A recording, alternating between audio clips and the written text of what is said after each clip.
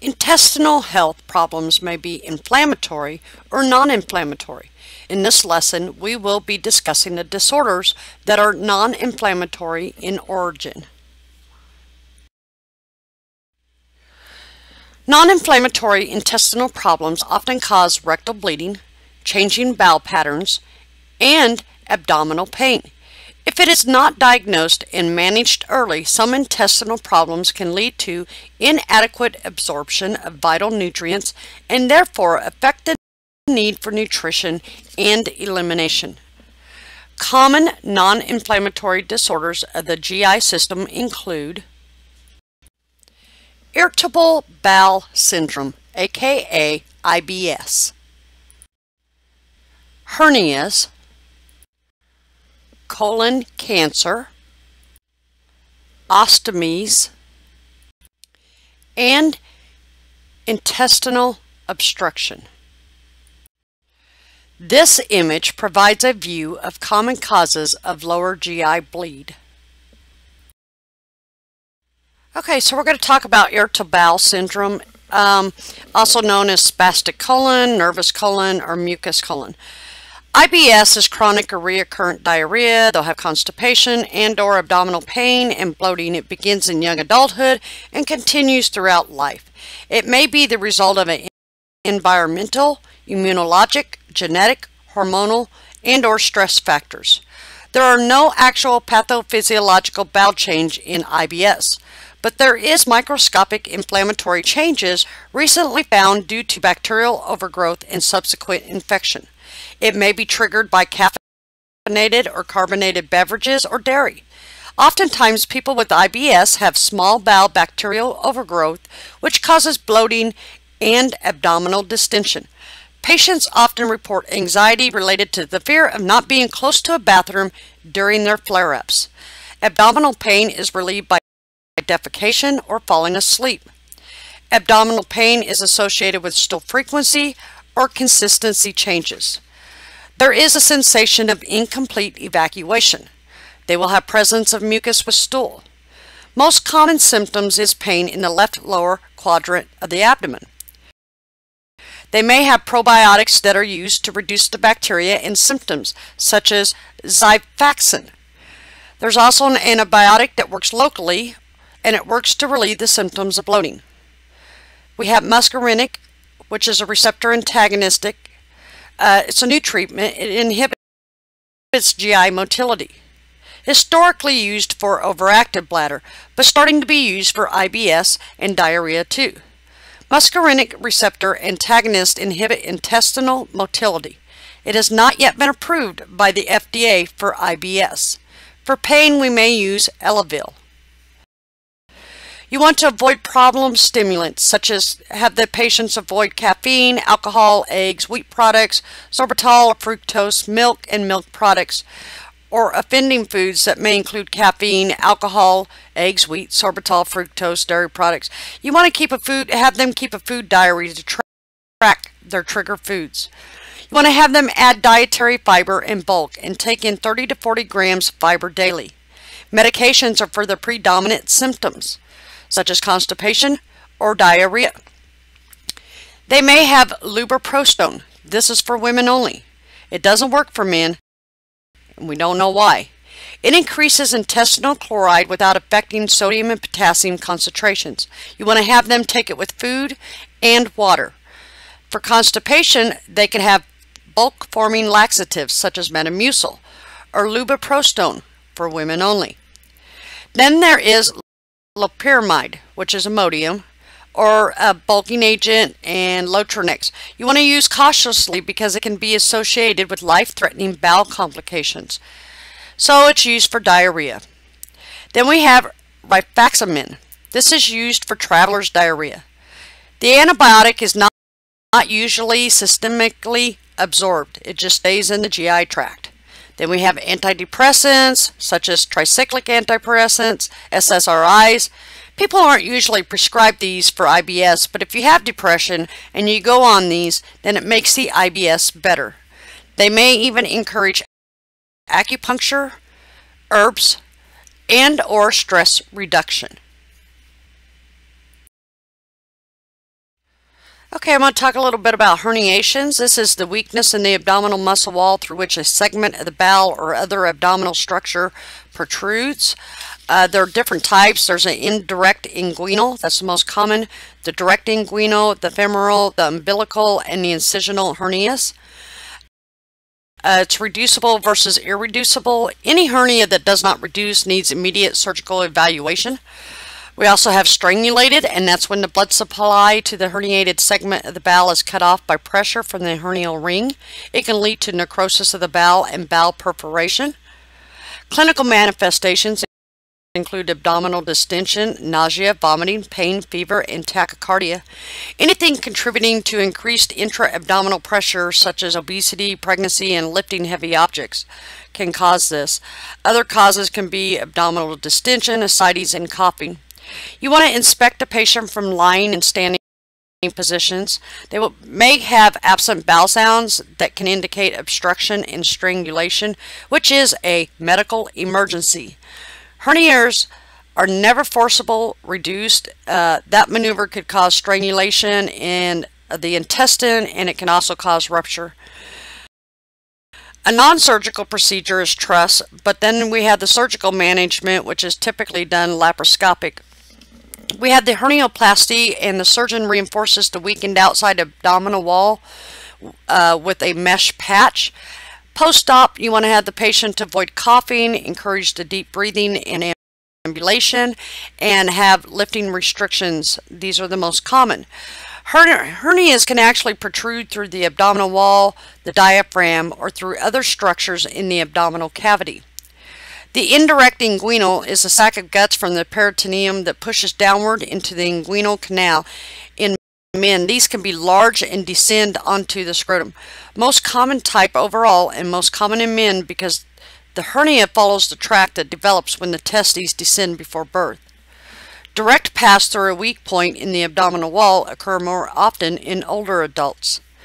Femoral protrude through the femoral ring. A plug of fat in the femoral canal enlarges and eventually pulls the peritoneum and often the bladder into the sac. Umbilical can be congenital or acquired. It appears in infancy. It's acquired often appear in obese people from increased intra-abdominal pressure. The femoral and acquired umbilical hernias occur more with obese people. Then we have the incisional and ventral. These occur at a previous surgical incision site, usually from inadequate wound healing, post-op infection, poor nutrition, and of course obesity. These can occur with anyone who has had abdominal surgery. Reducible is when you can push the hernia back into place gently. Irreducible is you cannot push it back into place. This will require surgery. Strangulated occurs when blood flow to the herniated segment is compromised from pressure from the hernial ring. This means that the ischemia occurs and it can lead to bowel necrosis or perforations. Signs of this are abdominal distension, nausea, vomiting, pain, fever, and tachycardia. So where does this weakness come from? Muscle weakness can be inherited or acquired with aging.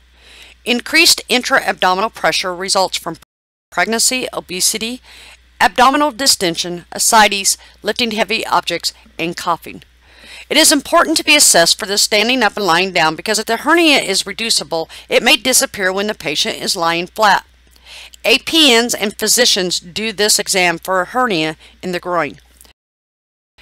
Non-surgical management will include a truss. This is a pad made of firm material that is placed over the hernia each morning and held in place with a belt. Surgical is usually done outpatient. It can be done open or laparoscopically. Hernioplasty is a surgeon's reinforcement of the weakened abdominal muscle wall with the mesh. Remember, post-op care, you want to have the patient to avoid coughing. Encourage them to ambulate and deep breathe. They may have possible scrotal support and ice bags for indirect inguinal hernia. They may need to elevate scrotum to help with swelling and pain.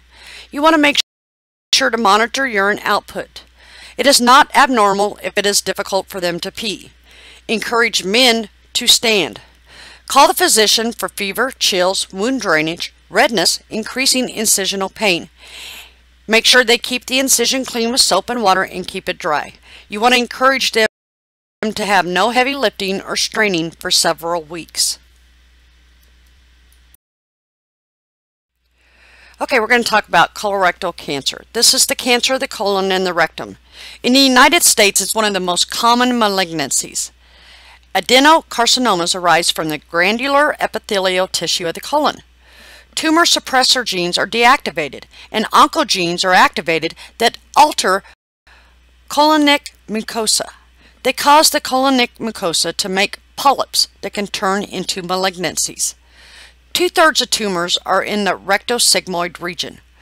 Colon tumors can spread through the 4 layers of the bowel wall and into other organs. They can leach into the bowel, blood supply, or lymphatic system to spread. Peritoneal seeding. This is when cancer cells break off the tumor during excision. Tumors growing into the bowel wall can eventually block the whole intestine.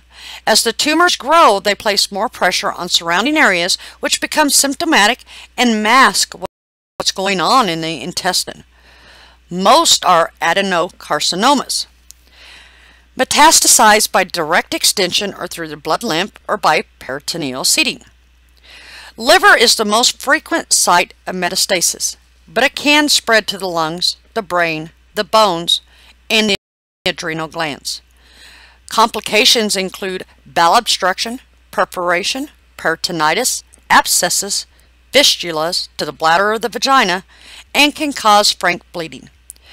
Some risk factors include patients older than 50, a genetic predisposition, family history of cancer, familial adenomatous polyposis, also known as FAP, Crohn's disease, ulcerative colitis. Only a small percentage are familial and transmitted genetically. It's possibly linked with H. pylori infections, Streptococcus bovis, JC virus, HPV. There is a strong evidence of increased body fat, physical inactivity, heavy alcohol use, smoking, high-fat diet from lots of red meat, and refined carbs. The nursing assessment will include to ask the patient's personal history of breast, ovarian, or endometrial cancer, ulcerative colitis, Crohn's disease, familial polyposis or adenomas, colon polyps, family history of colorectal cancer. See what other risk factors they have. Ask about changes in bowel habits, changing shape of the stool.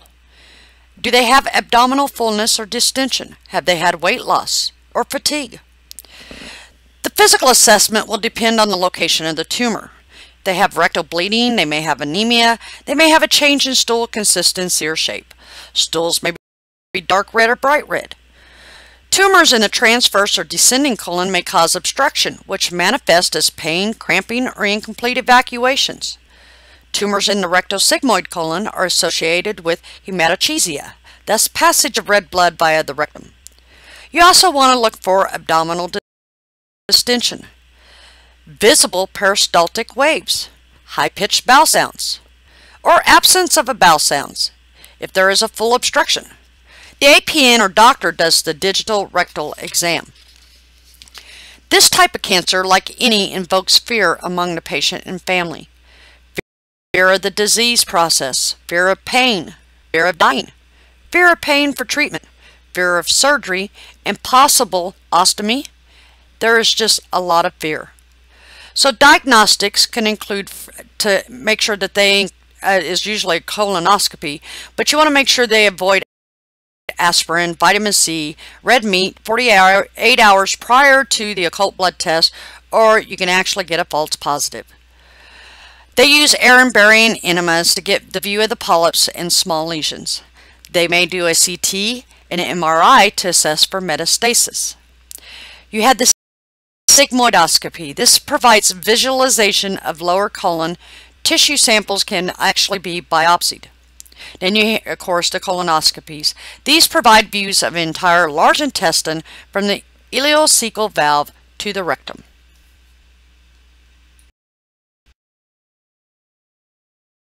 Okay, now I'm going to discuss collaborative care. Rectal bleeding is the most common symptom, anemia, and change in stool.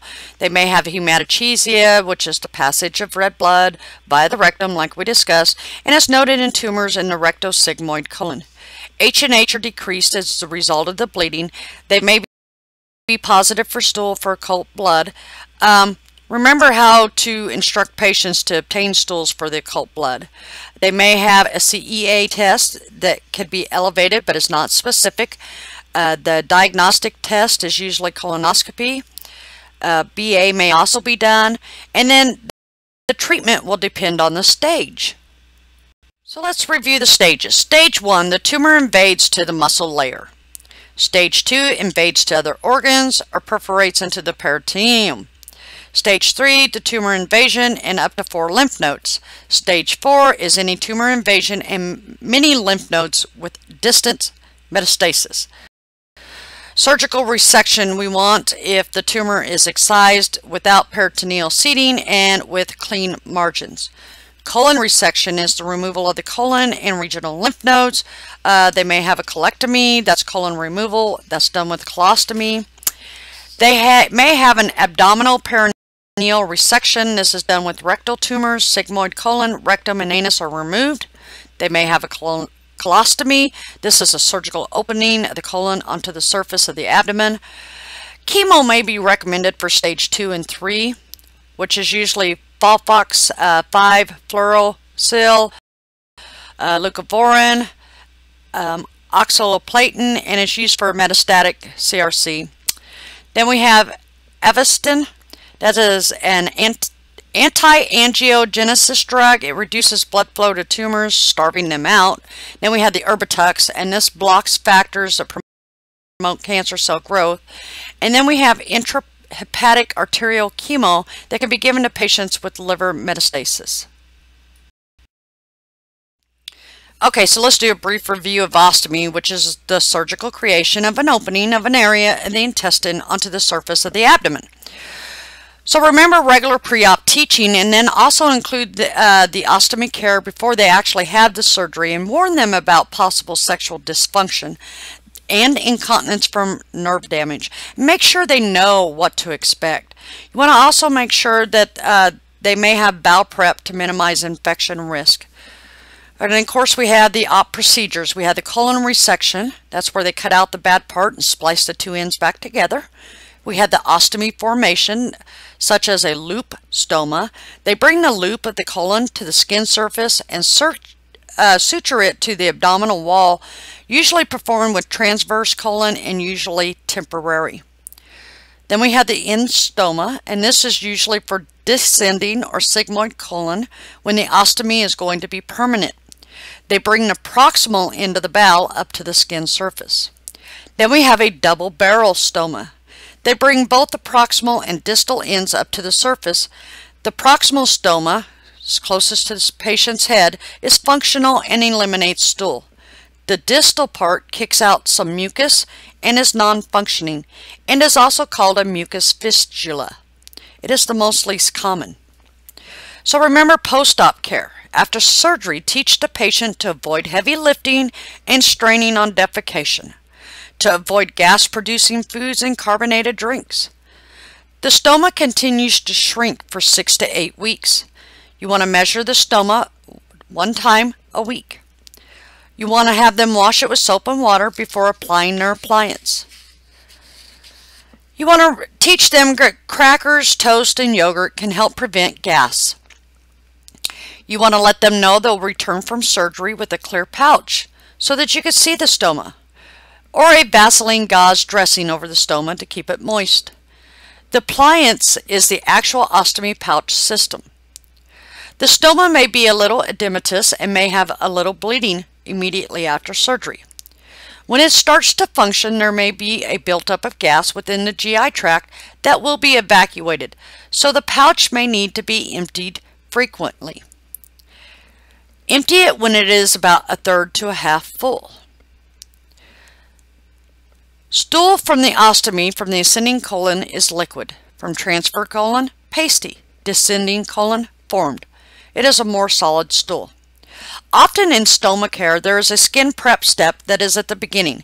Then the patient measures the stoma to get the correct size of stomal opening on the wafer. The wafer should be a closer fit around the stoma because one of the points of the wafer is to protect the peristomal skin, but not be too small. Oftentimes, once there is a good fit for the wafer, patients will save that as a pattern so they don't have to measure every time. However, stomas usually shrink a few weeks after surgery too, or any time the patient gains or loses weight. So the skin prep goes on, then the wafer, then the bag. There are adhesive paste and powders that can be used if the peristomal skin gets irritated. Don't use regular lotion around the stoma because it can interfere with the adhesion of the appliance. So let's talk about nutrition.